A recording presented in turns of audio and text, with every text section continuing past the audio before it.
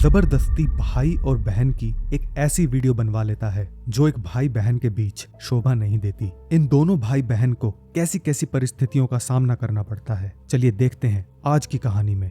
कहानी की शुरुआत दो सगे बहन भाई को दिखाकर होती है, जहां बहन का नाम वीना और उसके छोटे भाई का नाम नॉर्मन था। वीना की 1 महीने बाद शादी होने वाली थी और इसने अभी से अपनी शादी की तैयारियां शुरू कर दी थी। नॉर्मन स्कूल में पढ़ता था और उसकी गर्लफ्रेंड का नाम मारिया था। वीना और नॉर्मन का रिश्ता इतना गहरा था कि वो अपनी हर बात एक दूसरे को जरूर बताते थे। ऐसे ही एक दिन ये दोनों शॉपिंग करने बाजार जा रहे थे। रास्ते में रेड लाइट होने की वजह से नॉर्मन कार रोक देता है, पर तभी कोई उसके सर पर गन तान कर कार के दरवाजे खोलने को कहता है। दरवाजा खुलते ही 2 आदमी कार के अंदर आ जाते हैं, जिनमें से एक ने अभी भी नॉर्मन पर गन तान रखी थी। नॉर्मन इनके बताए रास्ते पर कार चला रहा था। एक सुनसान जगह पर पहुंचकर ये दोनों पहले तो उनके मोबाइल फोन्स लेते हैं और फिर उन्हें कार से निकाल देते हैं और खुद कार के आगे बैठकर उन दोनों बहन भाई को कार की डिग्गी में डाल देते हैं। इसके बाद ही गुंडे कार को लेकर एक बड़े लाल घर के अंदर एंटर करते हैं। यहाँ पर आते ही दोनों भाई बहन को कार से निकाला जाता है। दोनों की ही आंखों पर काली पट्टी बंधी थी। ये गुंडे इन दोनों को लाकर एक कमरे में बिठा देते हैं और फिर इनसे सारा सामान छीन लेते हैं। सब कुछ लूटने के बाद इन दोनों को एक खास कमरे में लाया जाता है, जहां एक बेड और एक कैमरा रखा था। इन बदमाशों के बॉस का नाम विलियम था और अब वो भी इसी कमरे में था। विलियम बताता है, मेरे आदमियों ने तुम पर काफी दिनों से नजर रखी हुई थी और मैं तुम जैसे जवान लोगों की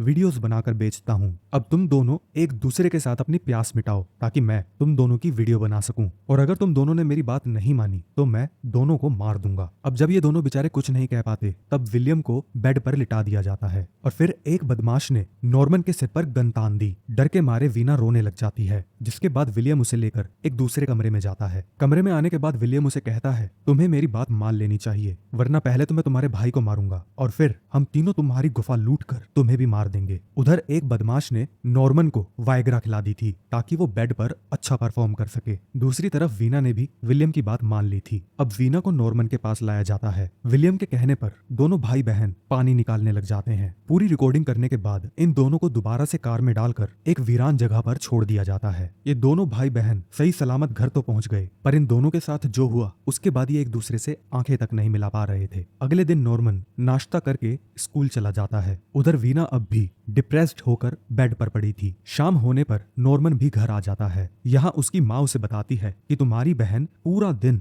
अपने कमरे से बाहर नहीं निकली। रात होने पर वीना अपने कमरे से बाहर निकलकर अपने मंगेतर सैम से मिलती है। दोनों साथ में एक कैफे में जाते हैं। बहुत ही दुखी दिल से वीना सैम को कहती है कि वो उससे शादी नहीं कर सकती। जब सैम उससे कारण पूछता है तब वीना उसे कुछ नहीं बताती और चुपचाप अपने घर वापस आ जाती है। स्कूल में नॉर्मन भी बिल्कुल खोया खोया रहता है। अब वो अपने दोस्तों से भी बात नहीं करता। दोनों भाई बहन जब भी घर पर होते थे एक दूसरे से नजर तक नहीं मिलाते थे। वीना अपना ज्यादातर समय अपने कमरे में ही बिताती थी। वहीं नॉर्मन रोज स्कूल जाता था और स्कूल से आकर सीधा अपने कमरे में घुस जाता था। ऐसे ही एक दिन वीना एक साइकेट्रिस्ट के पास आती है। इस डॉक्टर का नाम ईवा था। वीना इसे सारी बात बता देती है। रात को सैम वीना के पास आता है शादी ना करने की वजह जानने के लिए। वीना इस बार भी उसे कुछ नहीं बताती और उसे भगाकर सो जाती है। सैम वीना के फादर से भी बात करता है, मगर उन्हें भी नहीं पता था कि वीना शादी क्यों नहीं करना चाहती। अगले दिन वीना के फादर का जन्मदिन था, इसलिए पार्टी करने के लिए पूरा परिवार कहीं बाहर जा रहा था। कार की पीछे वाली सीट पर बैठे होने के बावजूद ये दोनों भाई बहन एक दूसरे की तरफ देखते तक नहीं है। पार्टी में हर कोई एंजॉय कर रहा था सिवाय इन दोनों के। रात को ये पूरा परिवार पार्टी करके वापस घर आ जाता है। अगले दिन वीना फिर से उस साइकेट्रिस्ट डॉक्टर ईवा के पास जाती है। डॉक्टर वीना से पूछती है, क्या तुम्हें अपने भाई के साथ करते करते मजा आया था?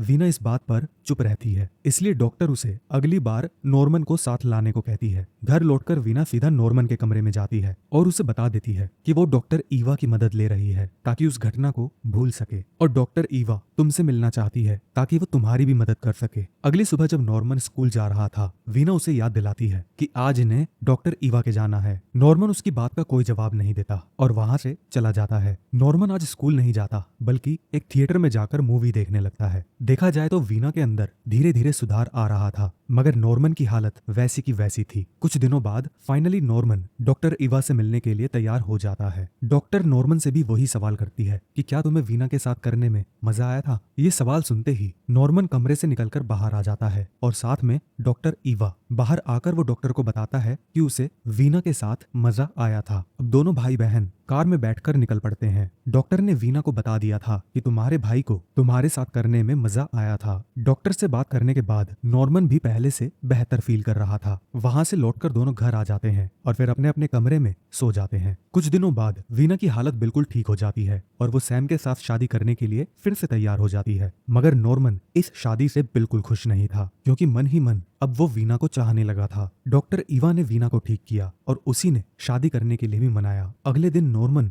डॉक्टर से मिलने उसके क्लिनिक जाता है, मगर डॉक्टर इवा 2 दिन के लिए बाहर गई हुई थी। नॉर्मन का पागलपन अब हद से ज्यादा बढ़ने लगा था। वो मन ही मन सैम से नफरत करने लगा था। रात को वीना नॉर्मन के पास आती है और कहती है कि मैं जानती हूँ तुम्हें मेरे साथ मजा आया था, लेकिन ये सब सही नहीं है और ना ही ये सब दोबारा हो सकता है। इतना कहकर जब वो जाने लगती है तब नॉर्मन उससे पूछता है, तुम्हें मजा नहीं आया था क्या? वीना कहती है, तुम्हें ऐसी बातें मुझसे नहीं करनी चाहिए। ये कहकर वो वहां से चली जाती है। देर रात को नॉर्मन वीना के कमरे में घुस जाता है और जबरदस्ती उसकी गुफा में घुस जाता है। अगली सुबह वीना बहुत परेशान थी, मगर ये ठरकी नॉर्मन आराम से सो रहा था। वीना पूरा दिन सोचती रहती है कि वो आगे क्या करे और फिर वो शाम को सीधा सैम के पास चली जाती है। वो जल्द से जल्द शादी करके अपने बाप के घर को छोड़कर सैम के साथ सेटल होना चाहती थी। दूसरी तरफ नॉर्मन भी काफी गुमसुम सा रहता था, जिसकी वजह से उसकी माँ उससे बात करने की कोशिश करती है। उसके कई बार पूछने पर भी नॉर्मन उसे कुछ नहीं बताता। अब जैसे जैसे वीना की शादी का दिन पास आ रहा है, वैसे वैसे नॉर्मन परेशान होता जा रहा है। आखिरकार उसकी शादी का दिन आ जाता है। शादी में सभी खुश थे सिवाय नॉर्मन के। सैम बाथरूम करने के लिए वॉशरूम जाता है। नॉर्मन एक चाकू लेकर उसके पीछे पीछे वहां पहुंच जाता है। ये रोमियो उसका आज कत्ल करना चाहता था, मगर ये सैम पर हमला कर पाए इतना इसमें दम नहीं था। इसके बाद नॉर्मन एक गिलास में दारू डलवाता है और फिर बाथरूम में आके अपने हाथ का इस्तेमाल करता है और अपनी लस्सी उस दारू की गिलास में डाल देता है। इसके बाद उस गिलास को जाकर वो सैम को दे देता है। सैम को कुछ नहीं पता था